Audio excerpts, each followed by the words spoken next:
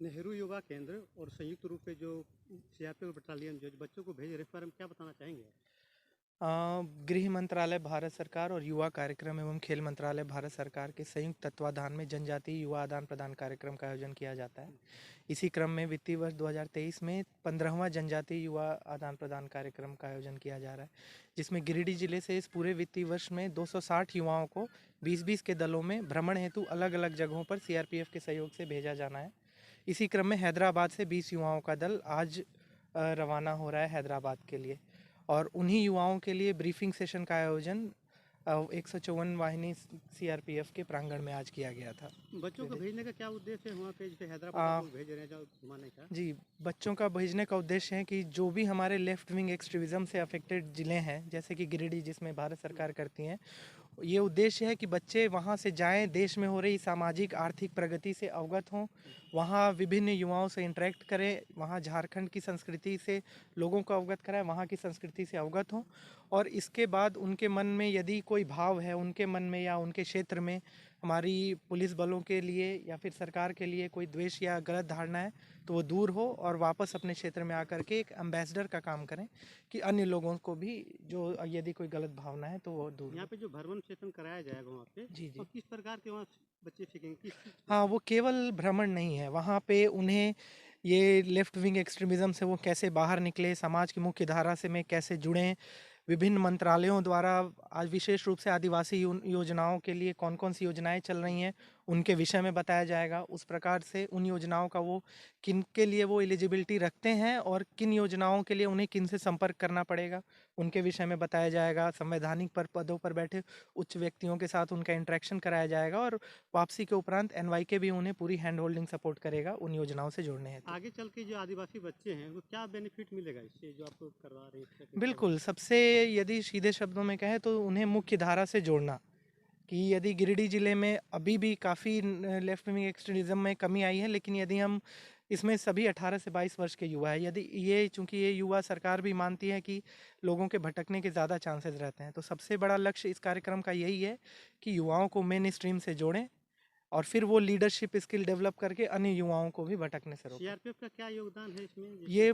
कार्यक्रम जो है, चूंकि लेफ्ट विंग एक्सट्रीमिज्म से पूरी तरीके से आंतरिक सुरक्षा की जिम्मेदारी सीआरपीएफ की रहती है, तो सीआरपीएफ की ही जिम्मेदारी है कि वो उनके जवान बच्चों को एस्कॉर्ट करते हैं पूरी यात्रा के दौरान। इनफैक्ट ये कार्यक्रम भी जो है वो गृह मंत्रालय द्वारा ही प्रायोजित कार्यक्रम है। आज में भी जो बच्चे जा रहे हैं हैदराबाद, उनके एस्कॉर्ट के लिए एक महिला एवं एक पुरुष जवान सीआरपीएफ द्वारा ही प्रदान किए गए हैं, जो कि उन्हें पूरी यात्रा के दौरान एस्कॉर्ट करेंगे। रवि कुमार मिश्रा। धन्यवाद। एक समय था जो लड़कियों को यहाँ तक कि पढ़ने के छोड़ दीजिए, बाहर भी निकलना मुश्किल था, अलाउड नहीं था, लेकिन आज जो है आप झारखंड से हैदराबाद जा रहे हैं नेहरू युवा केंद्र की सपोर्ट से और सीआरपीएफ की सपोर्ट से, क्या कहना चाहेंगे आप? सर, सबसे पहले तो मैं इन सीआरपीएफ जवानों को धन्यवाद देना चाहती हूँ। यही लोग के कारण सरकार के द्वारा हम लोग को मतलब अपने घर से बाहर निकलने का मौका मिला है, जैसे हम लोग अभी गिरिडीह से आए हुए हैं, इसलिए सबसे पहले तो इन लोग का बहुत ज़्यादा ही धन्यवाद करूँगी। ऐसे मौका हम लोग को सच्ची में नहीं ही मिलता था। लड़की लोग को तो हम लोग को तो घर से बाहर निकलने का मौका ही नहीं मिलता था, लेकिन जब से सरकार ने यह चालू किया है तब से हम लोग को घर से बाहर निकलने का मौका मिला है। हम लोग अभी देश विदेशों में घूम करके अपनी संस्कृति और कला को प्रदर्शन करने का हम लोग को मौका मिला है, इसलिए हम लोग तो आप कितना खुश है अब हैदराबाद जा रहे हैं झारखंड से बाहर? इससे पहले कभी गए थे क्या? सर, इससे पहले तो हम नहीं गए हैं, लेकिन अभी हम जा रहे हैं इसलिए हम बहुत खुश हैं। इससे पहले तो हम कहीं नहीं गए हैं, इसलिए अपना कला और अपनी संस्कृति को दिखाने के लिए हम बहुत खुश हैं, एक्साइटेड भी है कि हम वहाँ जाकर के अपना कला को प्रदर्शित करेंगे और हमारा गिरिडीह जिला का संस्कृति को हम वहाँ जाकर के दिखाएंगे प्रॉपर में, मतलब अच्छी तरीके से हम लोग अपना प्रोग्राम दिखा करके मतलब अच्छा पार्टिसिपेट करना चाहते हैं। सर, मेरा नाम उषा बास्के है। तो आप लोग जो है झारखंड से मतलब कि गिरिडीह से आप लोग युवा नेहरू युवा केंद्र और सीआरपीएफ की तरफ से जो आप लोग जा रहे हैं हैदराबाद, क्या कहना चाहेंगे? हम लोग इस 15वें आदिवासी युवा आदान प्रदान कार्यक्रम में हम लोग गिरिडीह से हैदराबाद के लिए आज निकल रहे हैं।